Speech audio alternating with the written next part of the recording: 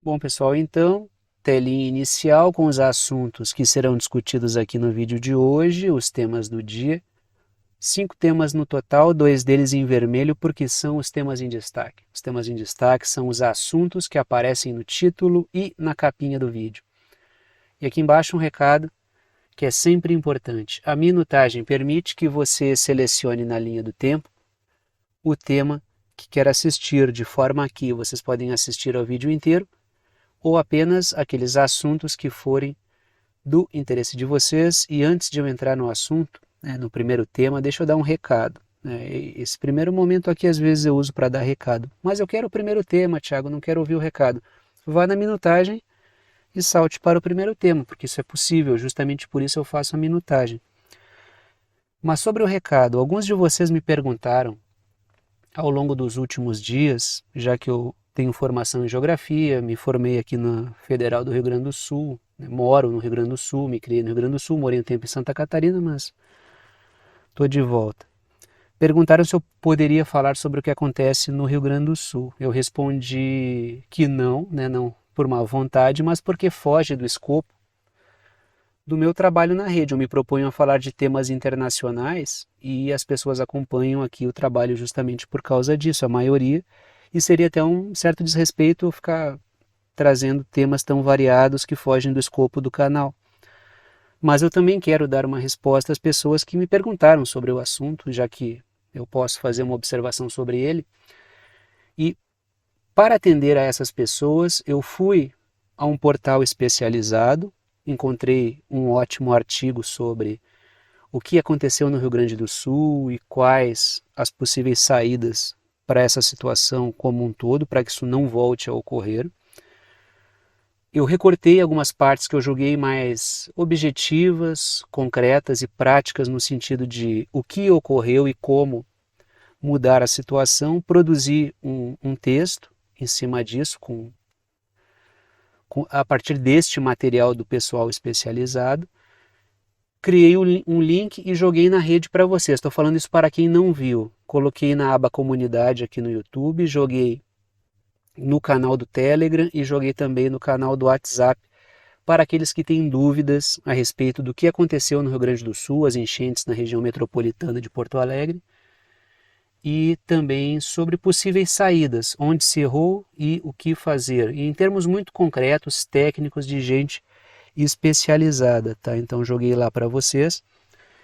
E assim eu creio que consiga atender aqueles que me pediram de maneira educada que eu falasse sobre o tema, mas fazer vídeo sobre isso não, eu acho que vai ficar um pouco fora do meu escopo de atuação.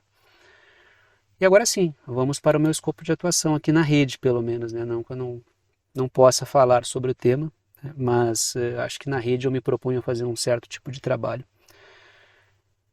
Tá aí o primeiro tema, lá na parte superior da tela, dentro daquela caixinha preta, eu coloco o seguinte título, que é o seguinte: a Alemanha admite o controle dos Estados Unidos sobre as ações militares. Para quem acompanha atentamente o que acontece na Europa, a forma como os Estados Unidos e a OTAN no geral controlam a Alemanha, vai dizer, bom, isso aí não é nenhuma novidade. Mas a admissão de maneira clara, como o Boris Pistorius fez, é algo que precisa ser notado. O Boris Pistorius, quem é Boris Pistorius? É esse cidadão da foto, é o ministro da Defesa da Alemanha, e a forma como ele admite que a OTAN, leia-se, os Estados Unidos, irão assumir o controle da maior parte do comando militar da Alemanha é algo espantoso, o nível de sinceridade dele nisso. O Boris Pistorius, ele tornou-se ministro da Defesa com a saída da ministra da Defesa anterior. Quando houve a saída da ministra da Defesa anterior da Alemanha, que eu agora não me recordo o nome, peço desculpas, mas não me recordo o nome dela. Quando ela saiu, houve ali um período de discussão, tanto é que os Estados Unidos fizeram questão de participar da seleção do novo ministro da Defesa, e aí depois disso veio o Boris Pistorius, e desde que ele pintou na área, ele fez de tudo para tomar decisões que atendem à agenda da OTAN, ou seja, ele foi escolhido a dedo e está cumprindo exatamente essa agenda, e agora faz essa fala que é é uma fala de uma sinceridade assim, até espantosa, esse nível de admissão de que não é a Alemanha que controla suas forças militares, né? E é uma pena para o projeto europeu, já que a Alemanha é um país importante, é uma força, né, uma força econômica da Europa, já que força militar desde o final da Segunda Guerra a Alemanha não é e nem pode ser, né?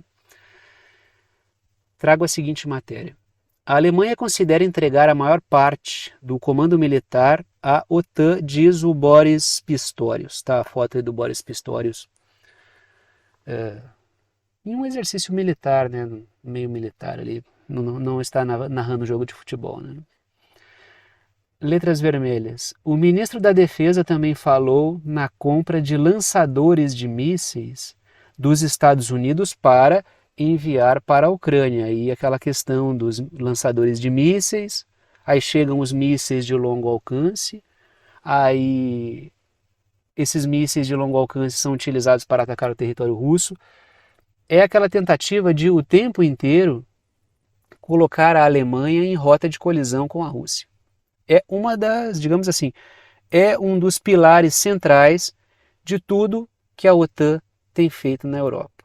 É, dentro do possível e até do impossível, afastar a Alemanha da órbita da Rússia, criar uma situação de estresse entre a Alemanha e a Rússia. Isso é desde o início.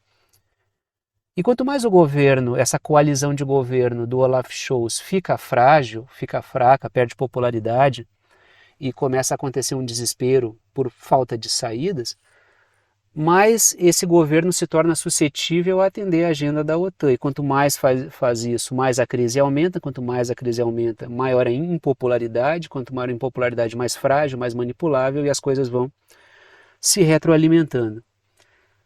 Letras azuis. Além disso, o Lloyd Austin, que é o secretário de Defesa dos Estados Unidos, e o Boris Pistorius, falaram em ações conjuntas no Indo-Pacífico, ou seja, também colocando a Alemanha num projeto de interesse dos Estados Unidos contra a China, o que também faz com que a Alemanha perca. A Alemanha não perde só cortando suas relações com a Rússia, também perde cortando suas relações com a China.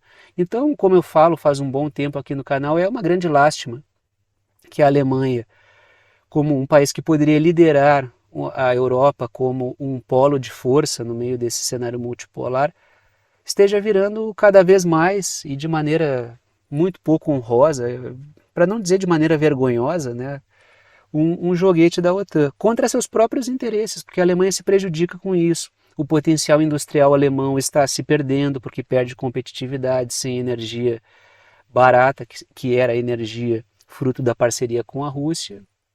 A gente só pode...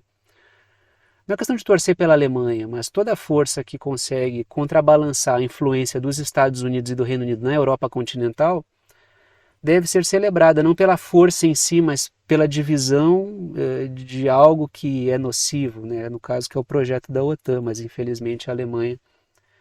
A gente tem mais uma notícia negativa a respeito do comportamento do governo alemão. Letras azuis. Em meio a uma crise no número de soldados e de ampliação dos armamentos, a Alemanha prega união em torno da OTAN, que é uma agenda de setores financeiros britânicos e estadunidenses, muitos dos quais, com a exceção da reconstrução / controle do pós-Segunda Guerra, né, aquele período ali onde houve um estímulo à Alemanha capitalista por parte de desses setores, que inclusive ganharam muito com isso também.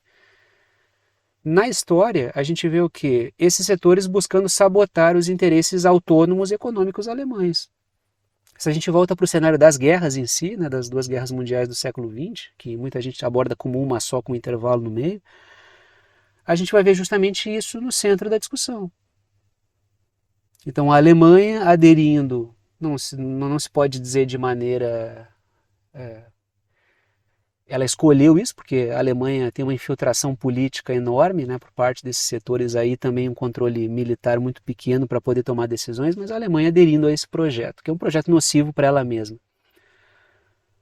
Letras vermelhas. A Alemanha toma uma decisão oposta à da França, ao reforçar a posição dos Estados Unidos na Europa. Nesse sentido, a gente vê o quê? Que os Estados Unidos exploram os atritos entre a Alemanha e França, e a Alemanha acaba sendo um representante dos interesses dos Estados Unidos, ao contrário da França, que inclusive está buscando concorrer com a indústria bélica dos Estados Unidos e tem sido um problema. Então, nesse sentido, é importante estimular, né, e vibrar com cada atrito entre França e Estados Unidos, não para torcer pela França, como eu sempre digo, mas para torcer pela briga, porque é uma briga no seio da OTAN, a França também é um membro da OTAN. E toda briga interna gera uma divisão de um projeto que é profundamente nocivo para todos os povos do mundo. Continuamos aí, já que estamos na Europa, né, vamos falar a respeito de uma nova reclamação da Rússia. Essa é uma situação bem complicada que está crescendo ali na Europa. É um fronte de tensão. Esses dias alguém até comentou e eu acho que foi um bom comentário. Eu acho que a próxima situação de tensão... Eu vi dois comentários diferentes e as pessoas comentaram justamente com pontos que eu também concordo. Eu acho que a próxima situação de tensão é na Moldávia, alguém falou. Eu acho que é muito plausível. E outra pessoa comentou, eu acho que o próximo foco de tensão é o Báltico, e eu também acho muito plausível, não saberia dizer qual dos dois, até porque eu não tenho bola de cristal, mas acho que as observações são boas. No Báltico está se desenhando muita coisa que a gente já viu, e é aí que está o problema, porque os caras estão repetindo os mesmos erros em relação à Rússia, erros, né? Para quem são erros? O erro é para quem está, para o país que está cometendo, está tomando as mesmas decisões que a Ucrânia tomou. E como é que eu sei que é um erro? Olhem como é que está a Ucrânia. É assim que a gente avalia. O que é um erro? O erro é aquilo que destrói um país, né? Em termos de decisão que um governante toma. E no caso da Ucrânia é evidente que os erros ali estão claros. E os países bálticos estão errando no mesmo sentido. Isso é algo que precisa ser observado. Trago a seguinte matéria. 3 países da União Europeia perseguem falantes de russo diz Moscou. Ou seja, esse assédio, hostilidade contra populações etnicamente russas ou pessoas que falam russo dentro dos países, isso foi um problema na Ucrânia e está sendo um problema na Letônia, na Estônia e na Lituânia. Os países bálticos estão repetindo os mesmos erros. Letras verdes. A Rússia diz estar evitando cortar laços diplomáticos com a Letônia, a Estônia e a Lituânia, não por apreço a esses governos que têm sido muito provocativos em relação à Rússia, mas, digamos assim, para não deixar essas pessoas que são etnicamente russas ou falantes russas dentro desses países isoladas, por isso que não corta as relações diplomáticas. Caso contrário, a Rússia já teria rompido. A situação estaria bem pior, né? Tá, estão aí os países bálticos, Estônia, Letônia e Lituânia. Percebam que não gozam de muito conforto no que tange a blindagem contra operações russas. Lembrando que a Bielorrússia, que eu pintei de verde escuro ali, Belarus, é aliada da Rússia, ou seja, um ataque ali seria fatal para três países que estão expostos em termos de ataques por continente. Em contrapartida, e eu já vou falar sobre isso aqui também, tem Kaliningrado, que é aquele território russo pintado de verde ali entre a Lituânia e a Polônia, que tem setinhas vermelhas apontando para ele, que a OTAN pode atacar ali. E quando existe essa situação, quem vai atacar antes, ou seja, será que a Rússia vai atacar os países bálticos ou a OTAN vai atacar Kaliningrado? Quem atacar por último perde. Isso gera impasses perigosos. Esse tipo de impasse é perigoso. Ao longo da história, esse tipo de situação levou a muito problema. De forma que eu olho ali para o Báltico e não consigo ver um futuro muito promissor, assim, pensando em uma tranquilidade, uma situação menos tensa, não consigo enxergar isso. Por quê? Porque o plano da OTAN não é esse. O comportamento dos governos dos países bálticos não é esse. Letras azuis. A Rússia afirma que funcionários da diplomacia são alvo de hostilidades nesses países, mas o trabalho segue para não deixar a população etnicamente russa isolada. Letras vermelhas. Lembrando que foi o ataque a russos étnicos um dos fatores que levaram a ações russas na Ucrânia. Isso sempre precisa ser observado. Se vocês quiserem, eu duvido, eu questiono isso, acho que não era assim. Peço que vocês pesquisem, dá para programar os mecanismos de pesquisa para antes de começar a guerra na Ucrânia. Tá? E pesquisem ataques Ucrânia, região do Donbass. Vocês vão ver uma série de atrocidades. Ações do batalhão de Azov no Donbass. Vão ver uma série de atrocidades. Pesquisem questão linguística Ucrânia, questão linguística Ucrânia, né? Falantes de russo na Ucrânia, mas pesquisem em inglês, que eu acho que é mais fácil de achar. Vocês vão encontrar um monte de ataques do mesmo tipo à população etnicamente russa na Ucrânia, e isso levou ao que a gente vive hoje. Olha aí, ó, continuamos nesse assunto. Um ex-chefe da OTAN, que é o James Stavridis, que é um militar, ele pede que uma área russa seja neutralizada. Ele está falando de Kaliningrado, tá? Kaliningrado está aqui, ó. Tá ali, é aquela região que tem as flechinhas vermelhas apontando para ela. Lembrando que a Polônia também é membro da OTAN. E ele quer um ataque ali para neutralizar a Rússia. E aí é aquele impasse do qual eu estava falando aqui antes e que eu estou citando há um bom tempo aqui. Vocês já viram várias vezes esse mapa anterior que eu apresentei para vocês. Letras verdes. O James Stavridis, ele quer que a OTAN neutralize Kaliningrado, que é estratégico para a Rússia na questão do Báltico, tanto expondo os países bálticos em termos de operações terrestres, quanto na sua posição em relação a operações marítimas no Mar Báltico. Né? É um ponto privilegiado ali. Que o próprio Stavridis vai falar sobre isso, letras azuis. Segundo o militar dos Estados Unidos, Kaliningrado impede que o Mar Báltico, seja um lago da OTAN, por causa da sua posição estratégica e o fato de que a Rússia é um território russo. Além de deixar países bálticos expostos, ou seja, isso forma um impasse ali, e é um impasse muito perigoso. Quem comentou, eu acho que o Báltico pode ser o próximo fronte, acho que é uma boa avaliação, mas eu também não tiro a questão da Moldávia, que é algo, né, é uma tensão crescente, é muito difícil a situação ali, quando a gente pensa na Transnistria, tropas russas, a OTAN fechando acordos com a Moldávia, com o governo anti-Rússia, um governo pró-OTAN da Moldávia, agressões cada vez mais sistemáticas à Transnistria. Já que estamos falando de guerra na Ucrânia, já que estamos na região, vamos falar da Ucrânia, né? O Zelensky, ele demite o chefe de segurança após revelação de plano de assassinato frustrado, que eu comentei com vocês esses dias. Teve esse plano, irritou o Zelensky, esse plano de assassinato aí. A situação do Zelensky já não é nada boa, né? Muito diferente daquele oba-oba inicial que ele era convidado para tudo, né? Aparecia em Grammy, em Oscar, em tudo, né? Hoje a situação dele é bem diferente. Já é apontado como um cara com tendências autocráticas, ou seja, o Zelensky sabe que o prazo de validade estourou. Agora, dia 20 de maio, acaba o mandato dele. O que o Zelensky vai fazer, né? Letras vermelhas. A Ucrânia anunciou o complô para o assassinato do Zelensky. Prendeu 2 caras lá compõem o Estado, o governo, né? Compõem a máquina do Estado ucraniano. No dia da posse do Putin para o novo mandato. E acusou a Rússia, logicamente, de ser responsável por isso, que infiltrou gente ali para assassinar o Zelensky. Mas é óbvio que o Zelensky, ele sabe que os aliados podem ser muito mais perigosos do que a Rússia para ele. Tanto é que vocês já comentaram, e eu concordo com esse comentário que vocês fizeram, né?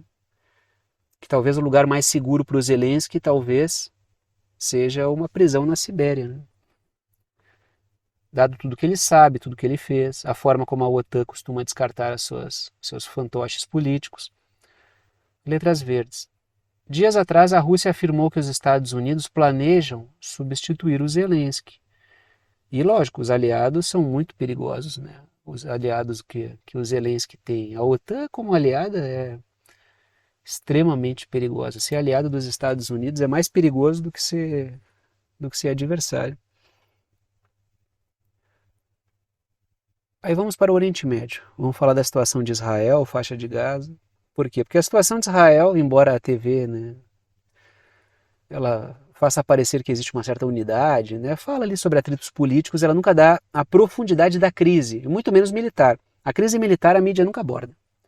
Até porque ela tem essa tendência, até porque ela tem uma visão para a OTAN, de vender uma certa força, não é desproporcional, mas uma super força de Israel, um Israel super forte que jamais vai perder batalhas e assim por diante, né? Mas o fato é, mesmo promovendo um massacre e a gente tendo uma desproporção em termos de força, porque comparar o Estado de Israel apoiado pela OTAN com armas dos Estados Unidos, do Reino Unido, da França, com toda uma parafernália militar, com sua própria força militar e tropas, contra o Hamas, representante de palestinos que sequer podem ter um Estado, é lógico que isso é desproporcional. O problema é, mesmo com essa desproporção, Israel passa trabalho. Perde muitos militares, tem uma crise de recrutamento, já está pensando até em recrutar palestinos.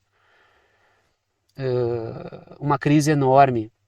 Muitos feridos, uma crise de saúde mental no exército israelense. Então, foi como eu falei antes das operações começarem. Enfrentar uma guerra de guerrilha em Gaza não é fácil. Enfrentar o Hamas, por mais que seja desproporcional, como vários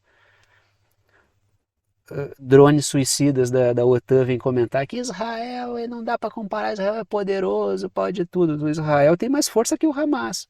Mas não é fácil enfrentar uma guerra de guerrilha na faixa de Gaza.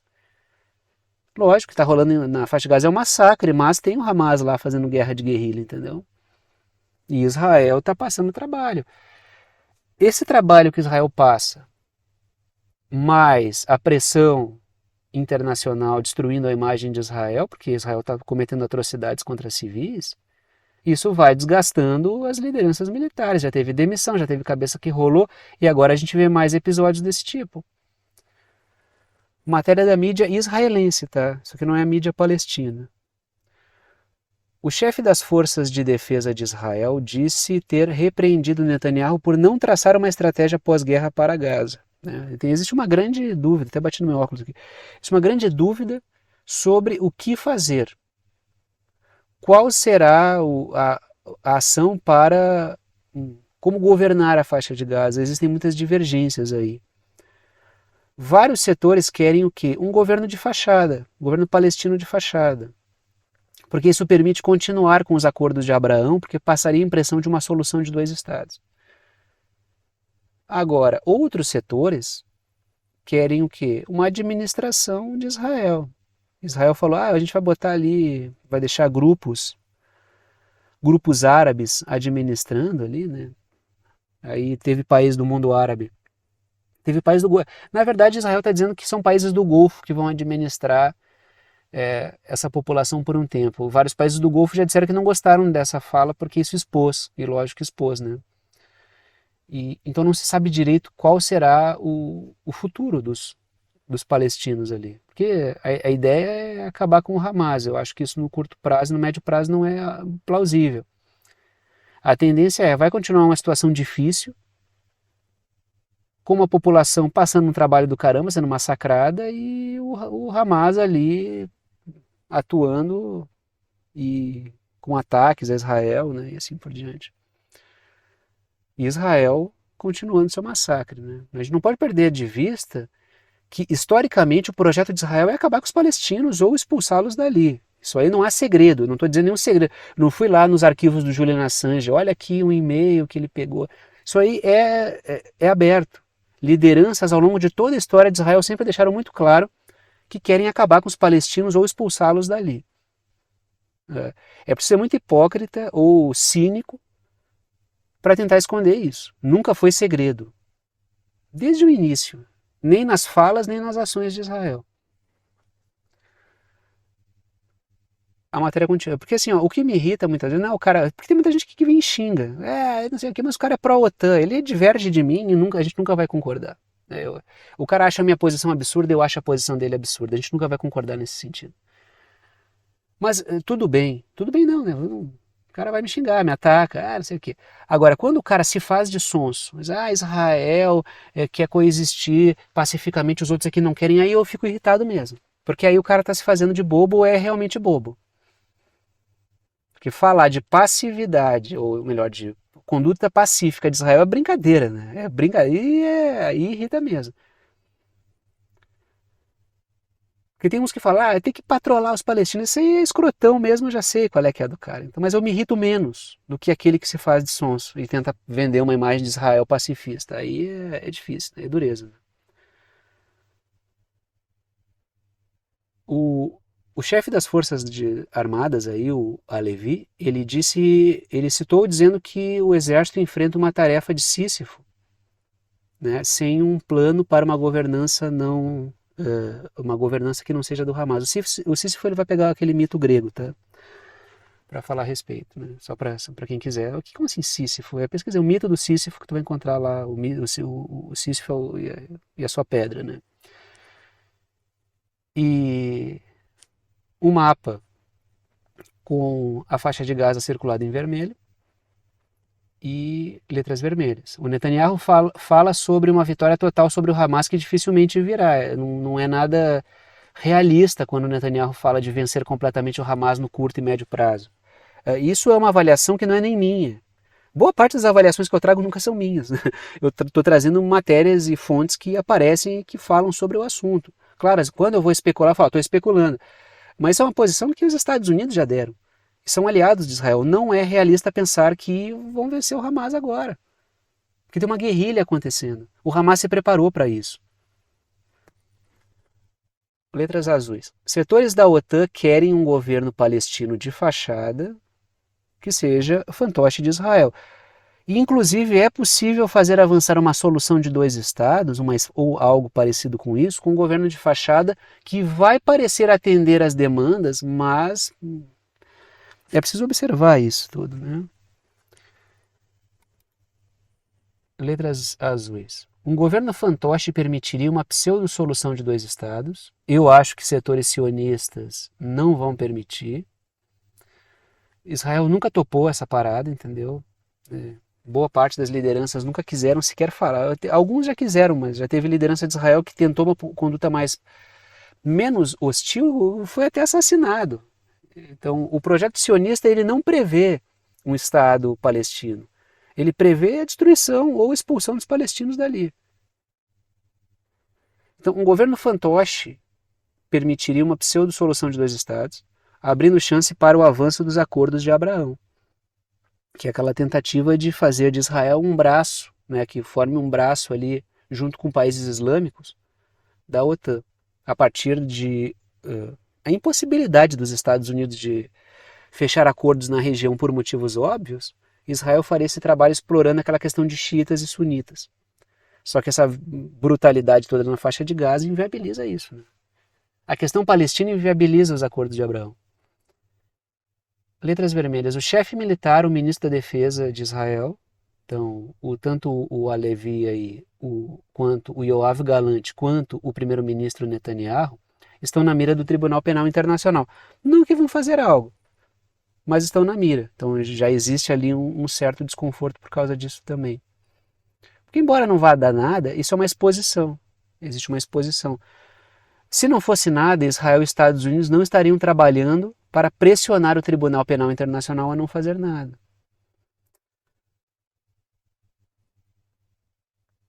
Continuamos aí. Um alto funcionário do Conselho de Segurança, né, Nacional renuncia. Mais uma pessoa renunciando nas altas esferas de Israel. Ou seja, e tem um problema instalado ali. Existe uma crise instalada. E não é só uma crise política, é uma crise militar também. Letras verdes. As dificuldades militares e a reação internacional estão produzindo pressão sobre os setores militares. E lógico, muita gente quer pular do barco porque sabe que alguém vai ter que responder por isso. Vão achar algum bode expiatório ali. O Netanyahu luta para não ser ele, mas eu acho que ele tem todas as características para ser um ótimo bode expiatório. Não que ele não tenha responsabilidades, tá? Não estou tirando a responsabilidade dele, mas eu acho que ele pode servir o quê? Assim, ele assume todas as culpas e a gente joga esse cara no deserto. aí a gente sacrifica ele no altar da opinião pública. Aí todo o resto passa limpo. E é isso que eu não gosto, porque isso faz parte da história de Israel, isso aí. O massacre é palestino, acabar com a presença dos palestinos, massacrá-los, não é uma coisa do Netanyahu, é uma coisa do Estado de Israel. Que inclusive diz respeito tanto ao extremismo sionista, quanto ao o sionismo de caráter liberal. Letras azuis. Dias atrás, o chefe da inteligência militar de Israel renunciou após o fracasso em antecipar a resposta militar do Irã, que inclusive aposentou o Iron Dome. Ah, mas defendeu 99%. O problema é que o Irã ele trabalhou no 1%. Ele, que é aquela coisa que eu falei, eu vou chutar ali, ele chutou ali, só que né, a bola entrou.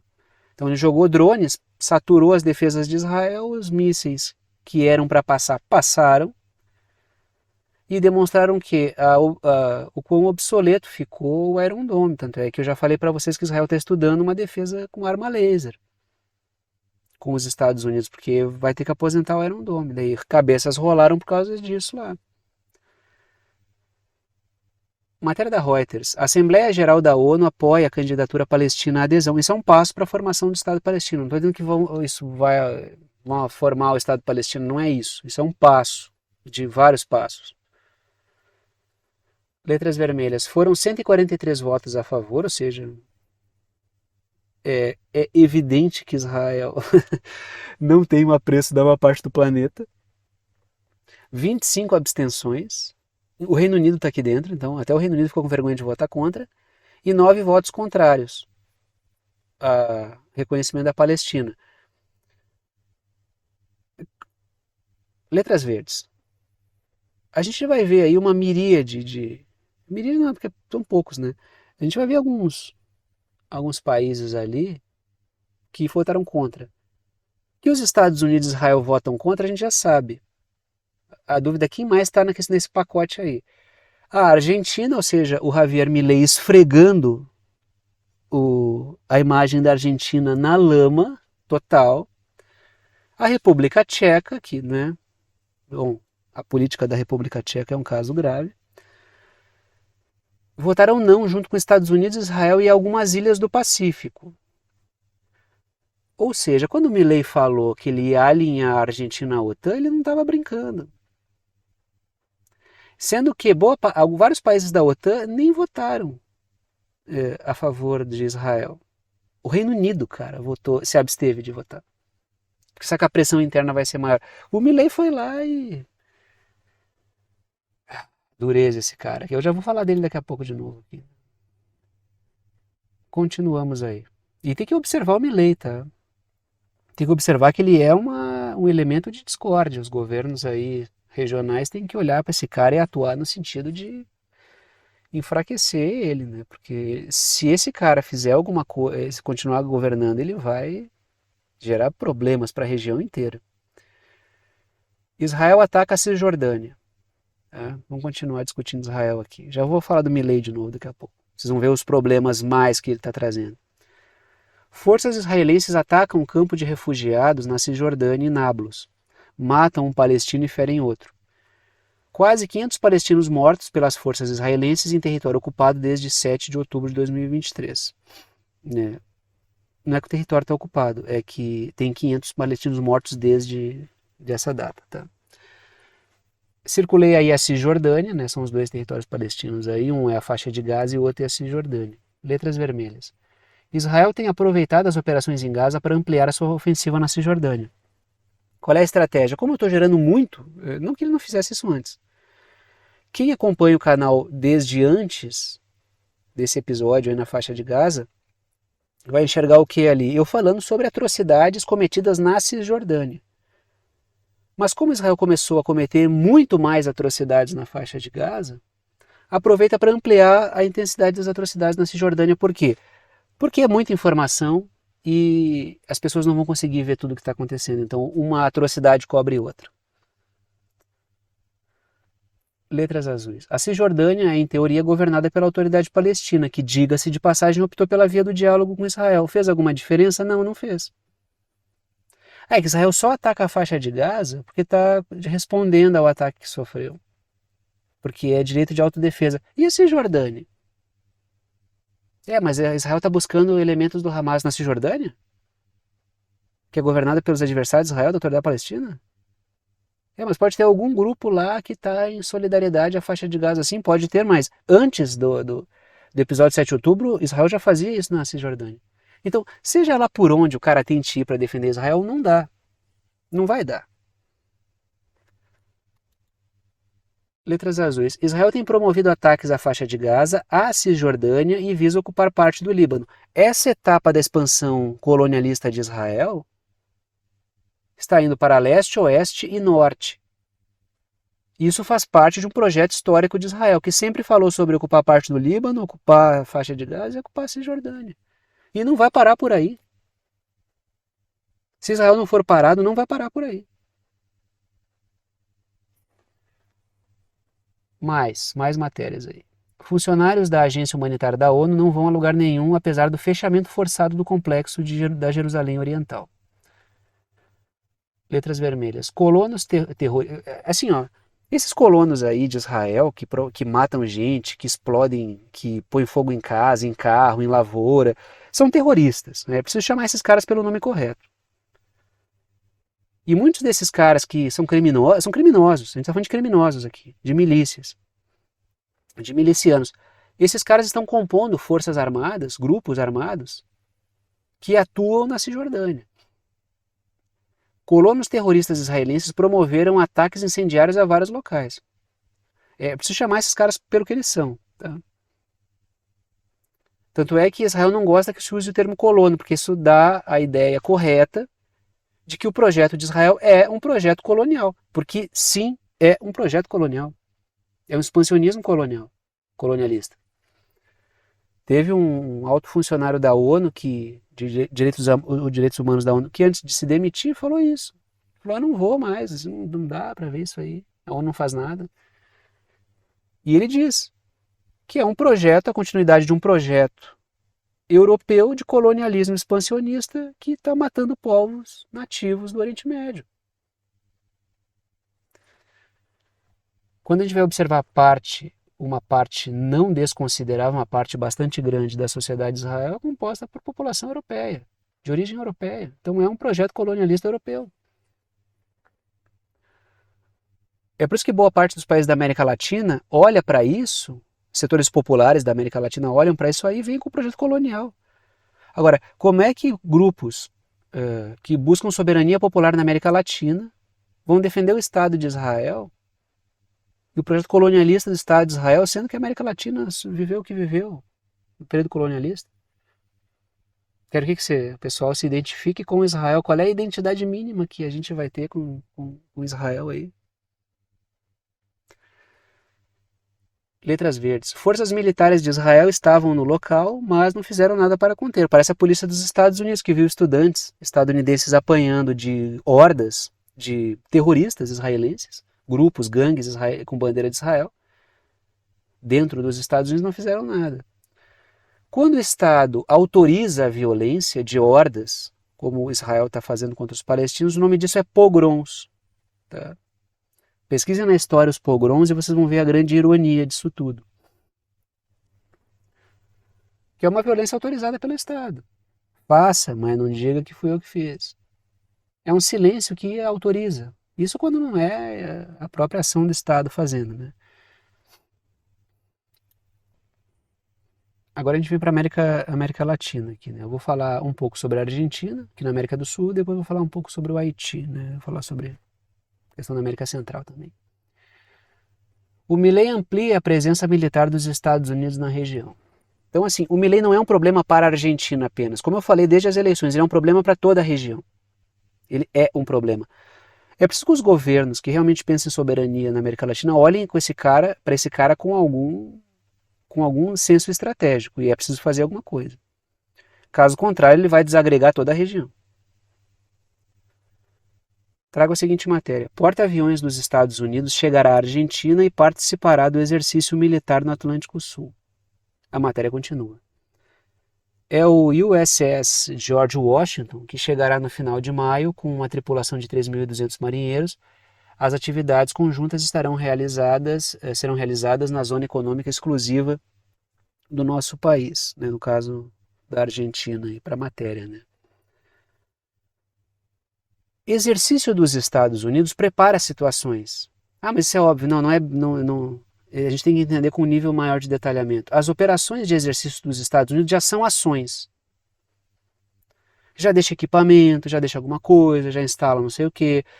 O Seymour Hersh, jornalista dos Estados Unidos, disse que foi num desses exercícios aí que os Estados Unidos plantou as bombas lá que explodiram as linhas do gasoduto Nord Stream 1 e 2, lá no Báltico. Então, exercício dos Estados Unidos não é só exercício, não é só preparação, eles já estão no ato. Por isso que convém observar. Letras vermelhas. O Milei falou no mês passado sobre a criação de uma base da OTAN próxima à Antártida. Tá? Então também tem uma questão dos Estados Unidos empurrarem a China para fora da região. Milei está cumprindo um papel ali nisso tudo. Para a Argentina, que não é quem está acompanhando as ações do Milei, sabe que elas vão gerar uma destruição ainda maior da Argentina. Se a coisa já não vinha muito boa com o governo anterior, esse aí vai ser, a saída não é por esse aí, eu falei várias vezes aqui ao longo do período eleitoral, né? Achar que o Milei vai ser solução é um erro enorme. E aí a Argentina internamente ela vai ser implodida e ela vai gerar problemas para toda a região. Esse cara é um funcionário dos Estados Unidos no poder na Argentina. Letras azuis. Desde então, 5 navios da OTAN já visitaram o país. Navios dos Estados Unidos e da França. A França também está no rastro aí para buscar acordos, né, naquela disputa com os Estados Unidos. Então, a gente percebe o quê? A França vai perdendo espaço em alguns lugares. No Níger, por exemplo, a França perdeu espaço. Vou falar sobre o Níger daqui a pouco. Inclusive, a China está fechando parcerias lá no Níger. Agora, ela vai ter que buscar isso em outros lugares. O espaço que ela perde na África, por exemplo. A questão é essa ofensiva na América Latina, porque os Estados Unidos perdem visivelmente espaço no continente africano, perdem espaço no Oriente Médio, o Oriente Médio é extremamente hostil, o Sudeste Asiático não está querendo muita conversa para além de coisas que realmente tragam vantagens econômicas.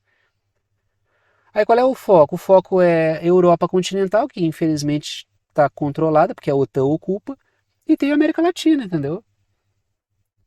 Aí, o que era para estar sendo exercícios Brasil-Argentina, e esses, eu até esqueci o nome desses exercícios que vão acontecer aqui, PASEX, eu acho que é uma coisa assim, já teve exercício Brasil-Argentina, que são importantes. Exercício de caráter regional, agora vão ser exercícios OTAN aqui, entendeu? Letras azuis. O Milei tem promovido eventos de recepção de militares da OTAN e faz avançar a troca de informações entre militares argentinos e o bloco. A comandante aí do Comando Sul dos Estados Unidos andou fazendo várias viagens, né? Fez um tour pela Argentina. E o interessante, o que está indignando muita gente, é que o Milei, de maneira serviçal, ele vai lá receber assim até o... Se tem até um cabo descendo descendo uma escada, ele vai lá ser degrau, entendeu? Até o evento menos importante, ligado à questão militar da OTAN, ele vai, coisas que não são nem atribuição dele, às vezes eventos de menor proporção. Ou seja, ele é um capacho total, assim, esse cara... Ele é uma piada. O problema é que os argentinos resolveram levar uma piada ao poder. Continuamos aí. Os Estados Unidos enviam soldados para apoiar a missão queniana no Haiti. Vamos falar do Haiti agora, né? Eu estou falando sempre do Haiti, desde o início do canal, eu sempre toco no tema do Haiti, mas eu intensifico em alguns momentos porque as coisas vão ficando dramáticas. A gente está às vésperas de ver uma nova carnificina no Haiti, e é preciso falar sobre isso. Letras vermelhas. Militares dos Estados Unidos querem garantir a segurança para a chegada das tropas quenianas. E outras, não é só o Quênia que vai mandar, vários países aí que vão mandar sob a liderança do Quênia, e os Estados Unidos estão preparando o campo. Letras verdes. Os Estados Unidos estão enviando equipamentos e suprimentos para operações militares no Haiti. E eu já vi as lideranças de grupos armados no Haiti dizendo que vai ter guerra ali, entendeu?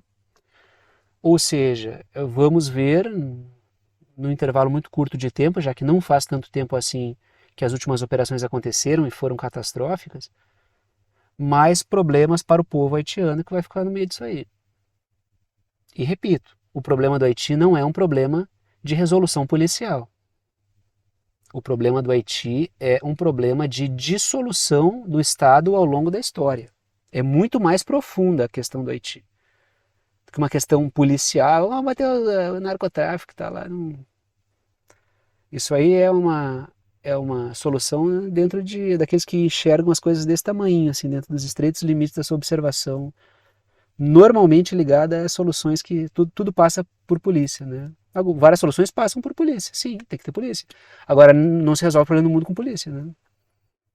No caso do Haiti é um problema político histórico, de dissolução completa da ordem do Estado, por parte de agentes estrangeiros, não foi esses grupos armados que destruíram o Haiti, que estão aí.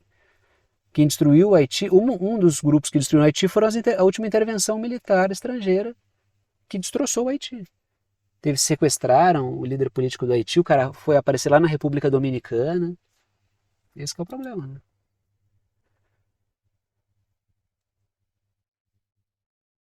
Último tema de hoje. Vamos para o continente africano. O Níger fecha com China e Rússia. Porque assim, ó, o governo militar do Níger está dizendo é completamente correto. Porque o povo do Níger nunca pôde usufruir dos recursos naturais que ali estão. O que está aparecendo agora são setores com seus interesses, lógico, porque a China e a Rússia não estão indo lá para fazer filantropia, seria bem besta ver a coisa dessa forma. Sim, tem interesses econômicos. Ora, o mundo é isso. Só que os caras podem ganhar algo.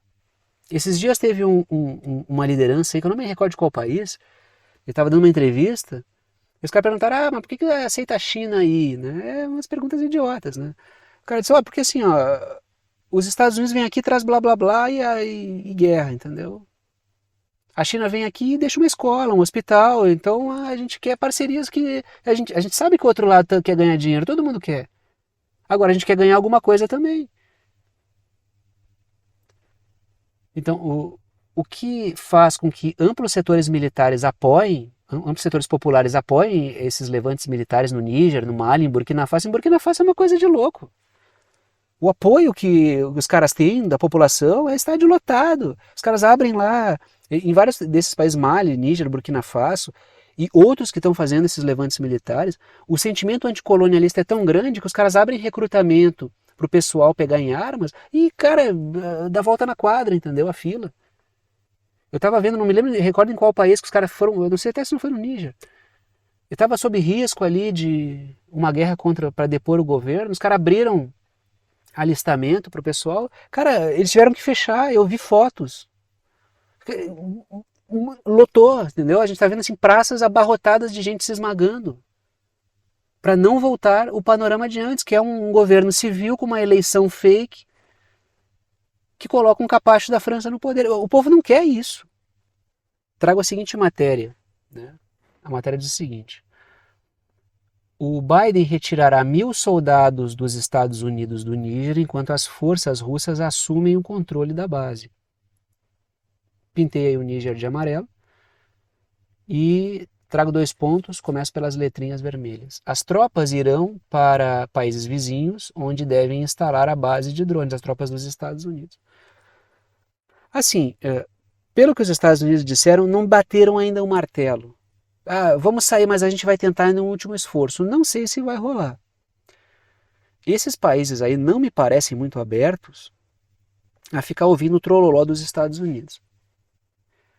Letras azuis. O governo do Níger instalou tropas dos Estados Unidos junto com militares russos no país, para constranger mesmo. Eu falei aqui na semana passada sobre isso. Pode ter sido uma ferramenta de constrangimento. Não, vamos ver se esses caras saem daqui, vamos gerar um constrangimento, uma tensão aí, e eles já vão se ligar. Pode ter sido isso, para isso, porque Os caras não estão muito afim de conversar. Ouvi lorota dos Estados Unidos, né?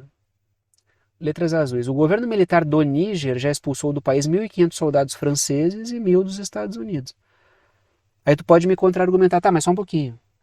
Vários desses militares aí que estão aplicando, que estão movimentando, aplicando golpes em governos civis ou promovendo levantes militares, chamem como vocês quiserem, contra esses governos civis capachos, foram treinados pelos Estados Unidos. Sim, foram. Mas o fato é, eles pegaram treinamento, mas não fizeram aquilo que era para fazer. A história tem disso, né? A realidade é assim, eu planejo uma coisa, ela não sai como esperado.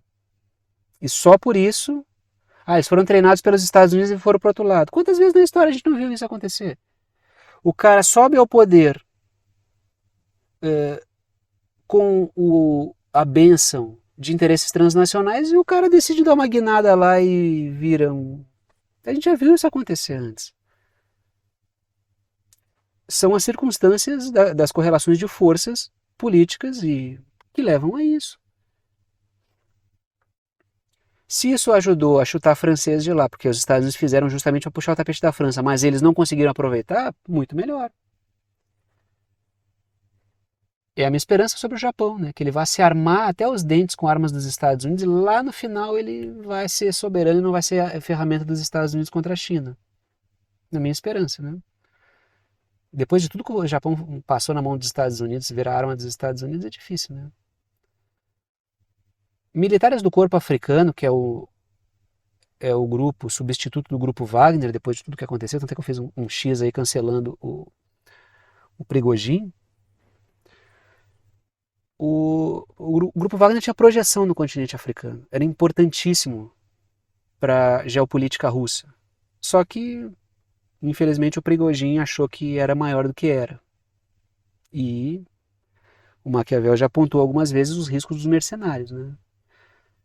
E teve uma intriga palaciana, né, uma disputa de poder entre o Sergei Shoigu e o Prigozhin, e ficou evidente que o Sergei Shoigu tem muito mais força política do que o Prigozhin, e o Prigozhin não está mais aí para contar a história, né? Todo mundo sabe o que aconteceu. Então, houve também uma substituição de estratégia, que pega o que o grupo Wagner fez de positivo para a Rússia, mas, né, é uma estratégia com mais controle do setor de defesa. Chegaram ao país em abril para treinar os militares do Níger. Então, os Estados Unidos está saindo e a Rússia está chegando, isso está muito claro. Tanto é que os caras não esperaram nem sair para chegar já, né? O cara já quase que o russo chegou e tirou o cara da cama. Tá, sai fora. Vai embora do país que agora a gente vai fazer parceria com eles aqui. Letras verdes. O governo militar do Níger fechou parcerias energéticas e de infraestrutura com a China. Então, assim, me parece que tem uma tendência muito positiva no continente, ou pelo menos em partes do continente africano, de não olhar mais com confiança nenhuma para relações com a OTAN. Isso é maravilhoso, por quê? Porque isso enfraquece no geral a OTAN, que está buscando novos horizontes. Vocês não acham que todos esses filmes pedindo desculpas pela escravidão negra, pelo colonialismo, toda essa autocrítica de jogar estátua na água que a gente vê em países historicamente colonialistas, que isso aí é um sentimento, o jogador de futebol se ajoelhando, né, a seleção pedindo desculpa, que isso aí é um sentimento que de repente aflorou. Não, isso é uma tentativa de forçar um novo conjunto de relações com o continente africano, como que pedindo desculpas pelo passado. Olha, tá, soft power, Wakanda, essas coisas, entendeu? Só que os caras não estão acreditando, né, nisso, e nem devem. Toda essa autocrítica sobre o racismo é uma tentativa de abrir um novo horizonte de negociações com o continente africano depois de tudo que esses caras fizeram. Tem gente que embarca, que acha que isso aí realmente vai acabar com o racismo. A indústria cultural de Hollywood vai acabar com o racismo. Ai, cara, dá um tempo, né? É muita gente. Como tem gente palhaça nesse mundo, cara. Só que lógico, os governos lá dos países africanos é que não vê. Tu pode fazer o filme do Pantera Negra até o número 12. E não vai ter negociação aqui com a gente, cara. sumam daqui pragas. Mas é justamente porque são pragas mesmo. Aí vai ficar pro consumo de um estudante universitário aí que vai começar a ver os filmes da Marvel. E vai esquecer tudo que ele aprendeu sobre indústria cultural, né? Assim é que muita gente na universidade nem lê mais, né? Já foi esse o tempo, né? Que tinha, sei lá, que tinha bons debates ali. Hoje eu vejo cada porcaria, né? De discussão na universidade aí que dá vontade até de chorar, né?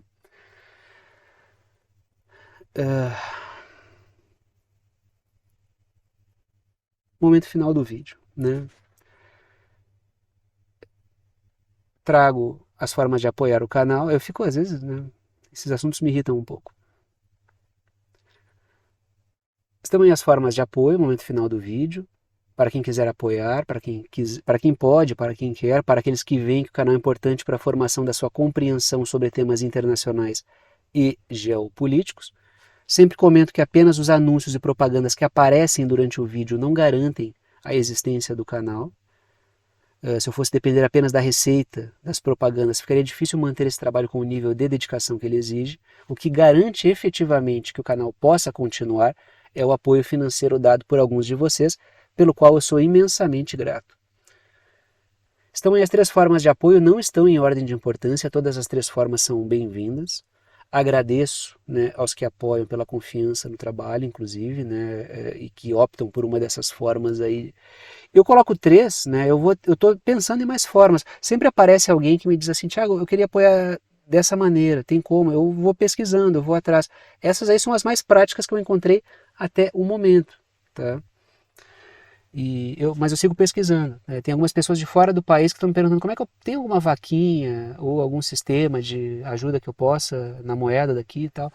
Eu dou alguns indicativos diretamente pelo YouTube, que tem algumas formas ali, valeu demais, um comentário com apoio, que eu já vi gente apoiar em euro, em dólar e algumas outras moedas, mas eu estou buscando formas diferentes, tá? Até agora que eu achei são essas 3 aí, né? Até peço desculpas, né, se eu não conseguir achar outras.